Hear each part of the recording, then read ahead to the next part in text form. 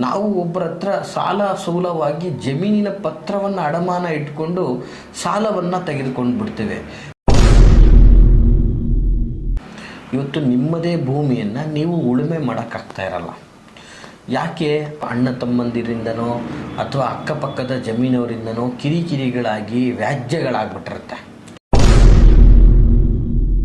ಪಾಲುದಾರಿಕೆಯಲ್ಲಿ ಸರಿ ಬಂದಿಲ್ಲ ಅನ್ನುವಂಥ ಕಾರಣಕ್ಕೆ ಅವರು ಅನುಭವಿಸೋಕ್ಕಾಗದೆ ಇವರು ಅನುಭವಿಸೋಕ್ಕಾಗದೆ ಇವರಿಬ್ಬರಲ್ಲಿ ಮಧ್ಯದವರ ಮಾತುಗಳನ್ನು ಕೇಳಿಕೊಂಡು ಕಾನೂನು ಸಮರಕ್ಕೆ ಇಳಿದ್ಬಿಟ್ಟಿರ್ತಾರೆ.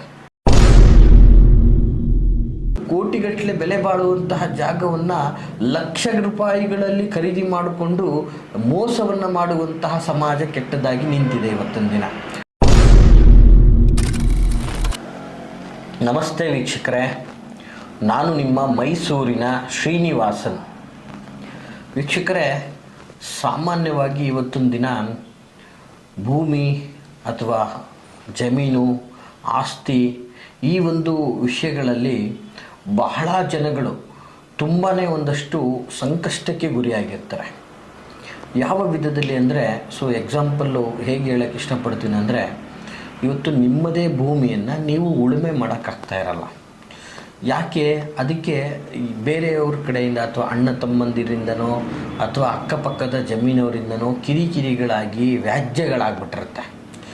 ಈ ವ್ಯಾಜ್ಯ ಸರಿ ಹೋಗೋ ಗಂಟ ಅದನ್ನು ನೀವು ಅನುಭವಿಸೋಂಗಿಲ್ಲ, ನಿಮ್ಮ ಬ್ರದರು ಅನುಭವಿಸೋಂಗಿಲ್ಲ. ಹೀಗಾಗಿ ಈ ಒಂದು ವ್ಯಾಜ್ಯಗಳಿಂದ ತುಂಬ ನೊಂದುತ್ತಾ ಇರ್ತೀರ. ಮತ್ತು ಕೆಲವೊಂದು ಕುಟುಂಬಗಳಲ್ಲಿ ಹೇಗಾಗ್ಬಿಟ್ಟಿರ್ತದೆ, ಪಾಲುದಾರಿಕೆಯಲ್ಲಿ ಸರಿ ಬಂದಿಲ್ಲ ಅನ್ನುವಂಥ ಕಾರಣಕ್ಕೆ ಅವರು ಅನುಭವಿಸೋಕ್ಕಾಗದೆ ಇವರು ಅನುಭವಿಸೋಕ್ಕಾಗದೆ ಇವರಿಬ್ಬರಲ್ಲಿ ಮಧ್ಯದವರ ಮಾತುಗಳನ್ನು ಕೇಳಿಕೊಂಡು ಕಾನೂನು ಸಮರಕ್ಕೆ ಇಳಿದ್ಬಿಟ್ಟಿರ್ತಾರೆ. ಹೀಗೆ ಕಾನೂನಾತ್ಮಕ ಹೋರಾಟಗಳ ಮುಗಿಯೋವರೆಗೂ ಕೂಡ ಆಸ್ತಿ ನಮ್ಮದಲ್ಲ ಅನ್ನೋ ಥರ ಆಗ್ಬಿಟ್ಟಿರುತ್ತೆ. ಮತ್ತು ಕೆಲವೊಂದು ಬಾರಿ ಏನಾಗ್ತದೆ, ಅಕ್ಕಪಕ್ಕದ ಜಮೀನವರಿಂದ ಆಕ್ರಮಣ ಅಂದರೆ ಏನಾಗ್ತದೆ, ಅತಿಕ್ರಮಣ ಆಗ್ತಕ್ಕಂಥದ್ದು. ನಮ್ಮದು ಇಲ್ಲಿ ಗಂಟ ಇದೆ, ನಮ್ಮದು ಇದರಲ್ಲಿ ಇನ್ನೂ 2 ಕುಂಟೆ ನಮಗೆ ಬರಬೇಕು, 1 ಕುಂಟೆ ನಮಗೆ ಬರಬೇಕು. ನಾವು ಯಾಕಂದರೆ ಅವ್ರ ಹತ್ರನೇ ಜಮೀನು ಖರೀದಿ ಮಾಡಿರ್ತೀವಿ, ಅವರೇ ಅಳತೆ ಮಾಡಿ ನಮಗೆ ಕೊಟ್ಟಿರ್ತಾರೆ. ಮತ್ತು ಅದರಲ್ಲೂ ನಮಗೆ ತಕರಾರುಗಳನ್ನು ಮಾಡ್ತಕ್ಕಂಥದ್ದು. ಹೀಗೆ ಈ ತಕರಾರುಗಳನ್ನು ಬಗೆಹರಿಯೋಕ್ಕಾಗದೆ ಅದರ ಫಲಗಳನ್ನು ನಾವು ಅನುಭವಿಸೋಕ್ಕಾಗ್ತಾ ಇರಲ್ಲ. ತುಂಬಾ ಒಂದು ರೀತಿಯಲ್ಲಿ ಕಿರಿಕಿರಿ ಸಂಕಷ್ಟಗಳಾಗ್ತಾ ಇರ್ತದೆ. ಜೊತೆಗೆ ಒಂದೇನು ಹೇಳೋಕ್ಕೆ ಇಷ್ಟಪಡ್ತೀನಿ ಅಂದರೆ, ನಿಮ್ಮ ಒಂದು ಮನೆ ವ್ಯವಸ್ಥೆ, ನಿಮ್ಮ ಒಂದು ಆಸ್ತಿ ಪಾಸ್ತಿಗಳು ಕೋರ್ಟ್ಗಳಲ್ಲಿ ಅಥವಾ ಕೋರ್ಟ್ ಕಚೇರಿಗಳಲ್ಲಿ ಕಾನೂನಾತ್ಮಕವಾಗಿ ವ್ಯಾಜ್ಯಗಳಲ್ಲಿ ಹೊಂದಿದ್ದರೆ ಈ ವ್ಯಾಜ್ಯಗಳಿಂದ ಹೊರಬರೋಕ್ಕಾಗ್ತಾ ಇಲ್ಲ. ಯಾಕಂದರೆ ವರ್ಷ ಕಳೀತು, 2 ವರ್ಷ ಕಳೀತು, ಎಷ್ಟೇ ಕಳೆದು ಬರೀ ವಾಯಿದೆಗಳೇ ಹೋಗ್ತಾ ಇದೆ ಹೊರತು ಯಾವುದೇ ಕಾರಣಕ್ಕೂ ವ್ಯಾಜ್ಯ ಅನ್ನೋದೇ ತೀರ್ಮಾನ ಆಗ್ತಾ ಇಲ್ಲ. ಇದು ನಂದು ಅನ್ನುವಂಥದ್ದನ್ನು ನೀವು ಪರಿಪಾಲಕ್ಕಾಗ್ತಾ ಇಲ್ಲ. ಇವತ್ತು ಸಾಕಷ್ಟು ಕಷ್ಟ. ಅಟ್ಲೀಸ್ಟ್ ಆ ಜಮೀನಲ್ಲಿ ಒಂದು ಸ್ವಲ್ಪ ಮಾರಿ ಆ ಬರುವಂಥ ಹಣದಿಂದ ಸಾಲಾದಿಗಳನ್ನು ಮುಕ್ತಿ ಒಂದು ಮಕ್ಕಳು ಮದುವೆ ಮಾಡಿ ಎಜುಕೇಷನ್ಗೆ ಒಂದಷ್ಟು ಹಣವನ್ನು ತೆಗೆದಿಟ್ಟು ನೆಮ್ಮದಿ ಜೀವನ ಮಾಡಬೇಕು ಅಂತ ನೀವು ಮುಂದೆ ಹೋಗ್ತಾ ಇರ್ತೀರ. ಆ ಥರದ ಆಲೋಚನೆಯಲ್ಲಿ ನೀವು ಹೋಗ್ತಾ ಇರ್ತೀರ. ಆದರೆ ಇಲ್ಲಿ ಯಾವುದೂ ಕೂಡ ನಿಮಗೆ ತೀರ್ಮಾನ ಆಗಿ ನಿಮ್ಮದು ಅಂತ ಸಿಗ್ತಾ ಇಲ್ಲ. ಮತ್ತು ಕೆಲವೊಂದು ಸಾರಿ ಏನಾಗ್ತದೆ, ಇವತ್ತು ನಿಮ್ಮ ಜಮೀನನ್ನು ನೀವು ಮಾರಬೇಕು ಅಥವಾ ಅದನ್ನೇನೋ ಮಾಡಬೇಕು ಅಂತ ಹೋದಾಗ ಸಂಪೂರ್ಣವಾಗಿ ಸುಮಾರು ಅಕ್ಕಪಕ್ಕ 3-4 ಜಮೀನುಗಳು ಸೇರಿ ಜಂಟಿ ಆಗಿಬಿಟ್ಟಿರುತ್ತೆ. ಈ ಒಂದು ಕಾಗದ ಪತ್ರಗಳು ಸಪ್ರೇಟ್ ಆಗ್ತಾ ಇಲ್ಲ. ಯಾಕಂದರೆ ಅವ್ರ ಕಡೆಯವರೊಬ್ಬರು ಸತ್ತೋಗ್ಬಿಟ್ಟಿದ್ದಾರೆ, ಇವ್ರ ಕಡೆಯವರೊಬ್ಬರು ಸತ್ತೋಗ್ಬಿಟ್ಟಿದ್ದಾರೆ. ಹೀಗೆ ನಾನಾ ವಿಧದ ಕಾರಣಗಳಿಂದ ಅದನ್ನು ಸಪ್ರೇಟ್ ಮಾಡ್ಕೊಳ್ಳೋಕ್ಕಾಗದೆ, ಕುಂತು ಬಗೆಹರಿಸ್ಕೊಳ್ಳೋಕ್ಕಾಗದೆ ಅದರ ಒಂದು ಫಲವನ್ನು ಅನುಭವಿಸೋಕ್ಕಾಗದೇ ಇರತಕ್ಕಂಥದ್ದಾಗಿರ್ತದೆ. ಮತ್ತು ಕೆಲವೊಂದು ವ್ಯವಸ್ಥೆ ಹೇಗಾಗಿರ್ತದೆ ಅಂದರೆ, ಇವತ್ತು ಜೀವನದ ಅವಶ್ಯಕತೆಗಳನ್ನು ಪೂರೈಸ್ಕೊಳ್ಳೋದಕ್ಕೋಸ್ಕರ ನಾವು ಒಬ್ಬರ ಹತ್ರ ಸಾಲ ಸೂಲವಾಗಿ ಜಮೀನಿನ ಪತ್ರವನ್ನು ಅಡಮಾನ ಇಟ್ಕೊಂಡು ಸಾಲವನ್ನು ತೆಗೆದುಕೊಂಡು ಬಿಡ್ತೇವೆ. ಹೀಗೆ ಈ ಸಾಲವನ್ನು ತೀರಿಸ್ಲಿಕ್ಕೆ ಹೋದಂಗೆಲ್ಲ ಮತ್ತೆ ಸಾಲ ಆಗ್ತಾನೆ ಇರ್ತದೆ. ಸಾಲವನ್ನು ತೀರಿಸಿ ಆ ಜಮೀನಿನ ಪತ್ರವನ್ನು ಪಡ್ಕೊಳ್ಳಿಕ್ಕೆ ಆಗ್ತಾ ಇರೋದಿಲ್ಲ. ಮತ್ತು ಸಾಲ ಸಂಪೂರ್ಣವಾಗಿ ತೀರಿದ್ರೂ ಕೂಡ ಕೆಲವು ದುರಾಸೆ ಉಳ್ಳಂಥವ್ರು ಆ ಜಮೀನನ್ನು ಖರೀದಿ ಮಾಡಲಿಕ್ಕೋಸ್ಕರ ಆ ಜಮೀನಿನ ಪತ್ರವನ್ನು ನಮ್ಮ ಕೈಯಲ್ಲಿ ಕೊಡ್ತಾ ಇರೋದಿಲ್ಲ.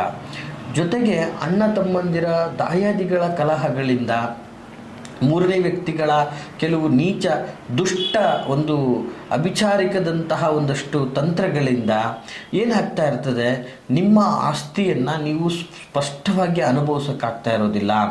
ತುಂಬ ತೊಂದರೆಗಳಾಗ್ತಾ ಇರುತ್ತೆ, ಧನಕನಕಗಳು ನಷ್ಟ ಆಗ್ತಾ ಇರುತ್ತೆ, ಆ ಆಸ್ತಿಯಿಂದ ಆದಾಯಕ್ಕಿಂತ ಆ ಆಸ್ತಿಯಿಂದ ಖರ್ಚೆ ನಿಮಗೆ ಬಹಳ ಆಗ್ತಾ ಇರ್ತದೆ ವೀಕ್ಷಕರೇ.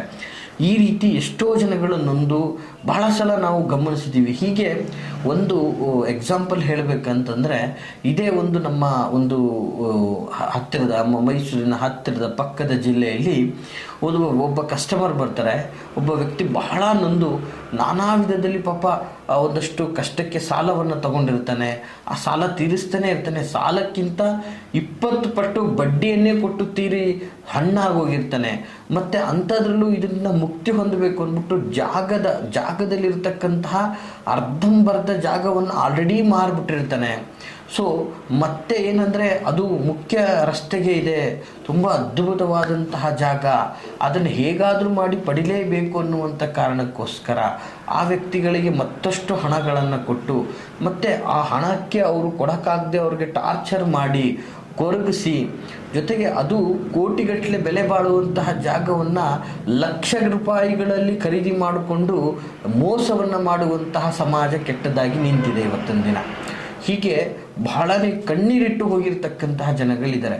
ಅಂಥವ್ರಿಗೆ ನಾನು ಕೆಲವೊಂದಷ್ಟು ಕೊಟ್ಟಂತಹ ಪರಿಹಾರಗಳಿಂದ ಇವತ್ತು ಅವರ ಒಂದು ಭೂಮಿಯನ್ನು ಅವರು ಸ್ವತಃ ಮಾಡಿಕೊಂಡು ಇವತ್ತು ಜೀವಿಸ್ತಾ ಇರ್ತಕ್ಕಂಥದ್ದು ನೋಡಿದಾಗ ಖುಷಿ ಅನ್ನಿಸ್ತದೆ ನಮಗೆ ವೀಕ್ಷಕರೇ.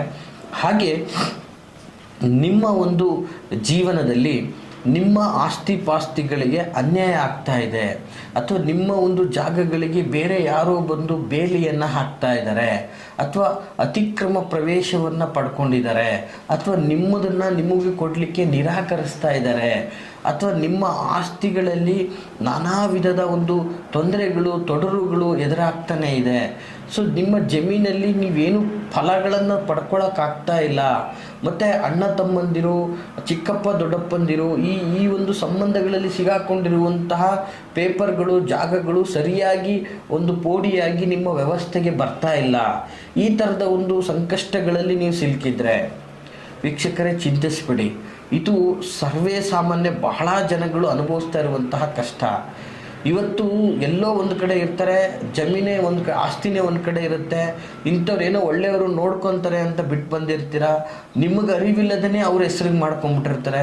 ನೀವು ಕೇಳೋಕ್ಕೆ ಹೋದರೆ ನಿಮ್ದೆಲ್ಲ ಹೋಗು ಅನ್ನುವಂತಹ ದೌರ್ಜನ್ಯ ಮಾಡಿ ನಿಮ್ಮ ಮೇಲೆ ಹಲ್ಲೆಗಳನ್ನು ಮಾಡಿ ಇವತ್ತು ಎಷ್ಟೋ ಜನಗಳಿಗೆ ಅವಮಾನಗಳಾಗಿರೋದನ್ನು ನಾನು ಕಣ್ಣಾರೆ ಕಂಡಿರ್ತಕ್ಕಂಥದ್ದು ವೀಕ್ಷಕರೇ. ಇಂತಹ ಸಂಕಷ್ಟಗಳನ್ನು ನೀವು ಅನುಭವಿಸ್ತಾ ಇದ್ದರೆ ಚಿಂತಿಸುವಂತಾಗತ್ತೇ ಇಲ್ಲ. ನೋಡಿ, ನಿಮಗೆ ಮಂತ್ರಶಕ್ತಿಗಳ ಮೇಲೆ ನಂಬಿಕೆ ಇದೆ ಅನ್ನೋದೇ ಆದರೆ ಈ ಒಂದು ಮಂತ್ರ ಸ್ವರೂಪವನ್ನು ಕರೆಕ್ಟಾದ ಕ್ರಮದಲ್ಲಿ ನೀವು ಪಾಲನೆಯನ್ನು ಮಾಡಿ ಖಂಡಿತ ನಿಮ್ಮ ಜಮೀನು, ನಿಮ್ಮ ಆಸ್ತಿ, ನಿಮ್ಮ ವ್ಯವಸ್ಥೆಗೆ ಬರ್ತದೆ. ನೀವು ಅದರ ಫಲಾನುಭವಿಗಳನ್ನು ಆಗ್ಬೋದು ಅಂತ ಹೇಳಕ್ಕೆ ಇಷ್ಟಪಡ್ತೀನಿ. ಏನಪ್ಪ ಆ ಒಂದು ಮಂತ್ರ ಸ್ವರೂಪ ಅಂದರೆ, ದಯವಿಟ್ಟು ನೋಟ್ ಮಾಡಿಕೊಳ್ಳಿ ವೀಕ್ಷಕರೇ. ಬಹಳ ಸರಳವಾದಂತಹ ಅದ್ಭುತವಾದಂತಹ ಮಂತ್ರ ಸ್ವರೂಪ ಆಗಿರ್ತದೆ. ಮಂತ್ರ ಸ್ವರೂಪ ಹೀಗಿರ್ತದೆ: ಓಂ ನಮಃ ಶಿವಾಯ ರುದ್ರಾಯ ಭೂಲಾಭಂ ದೇಹಿಮೆ ನಮಃ. ನೋಡಿ, ನಿಮಗೋಸ್ಕರ ಮತ್ತೊಂದು ಸಲ ಹೇಳ್ತಾ ಇದ್ದೀನಿ. ಬಹಳ ಸರಳವಾದಂತಹ ಮಂತ್ರ, ವಿಶೇಷವಾಗಿ ನೋಟ್ ಮಾಡ್ಕೊಳ್ಳಿ. ಓಂ ನಮಃ ಶಿವಾಯ ರುದ್ರಾಯ ಭೂಲಾಭಂ ದೇಹಿಮೆ ನಮಃ.